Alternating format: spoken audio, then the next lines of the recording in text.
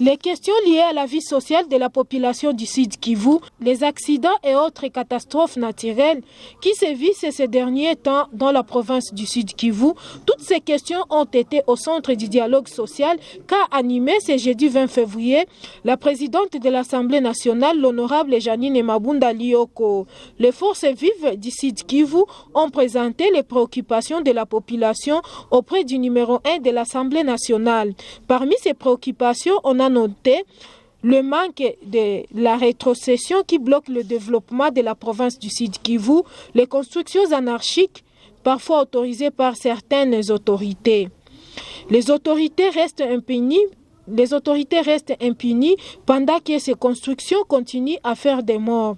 D'autres points tels que l'escroquerie des épargnes des membres de différentes coopératives d'épargne et de crédit ont été évoqués, ainsi que des questions liées aux différents cas de violation des droits de l'homme ou violences faites à la femme. La question en rapport avec la gratuité de l'enseignement et le paiement du salaire des agents de l'État n'a pas été oubliée. À toutes ces préoccupations, la présidente de l'Assemblée nationale a pris bonne note et a promis de soumettre toutes ces questions à la plénière de l'Assemblée nationale pour des recommandations à soumettre au gouvernement de la République démocratique du Congo.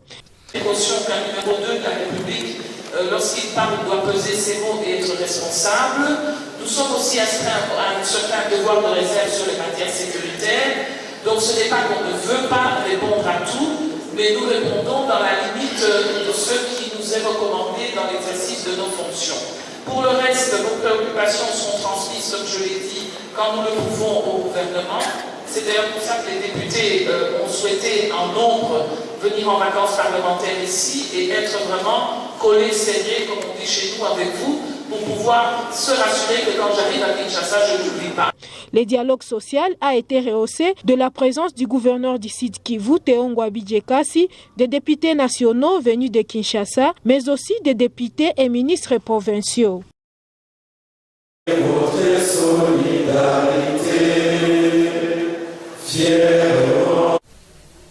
Kuzungumzia kuhusu hali ya kijamii ya wakaaji wa jimbo la Kivu ya Kusini, miporomoko ya udongo inayoripotiwa siku kwa siku katika jimbo la Kivu ya Kusini. Hiyo ilikuwa kiini cha mazungumzo kati ya presidenti wa bunge la taifa Janine Mabunda na wakaaji wa jimbo la Kivu ya Kusini siku ya 4 tarehe 12 mtaani Ibanda. Shirika la raia ilimtolea buku la madai. Humo wameonesha magumu inayokabili raia wa hapa mjini Bukavu na wakandokando, ni kama vile ujenzi mahali pasipofaa unaosababisha maafa mengi siku kwa siku, uongozi mbaya, kutoheshimu haki, uporaji wa pesa ya raia katika nyumba za akiba na mikopo, ujeuri, ubakaji na magumu mengine kama vile katika sekta ya madibisho ambako walimu wanaendelea na kulia, hasa wale ambao hawalipwe vizuri na serikali. Pia waliweza kuonyesha ya kuwa siku kwa siku wanaotumika katika ofisi mbalimbali za serikali hawalipwe vizuri.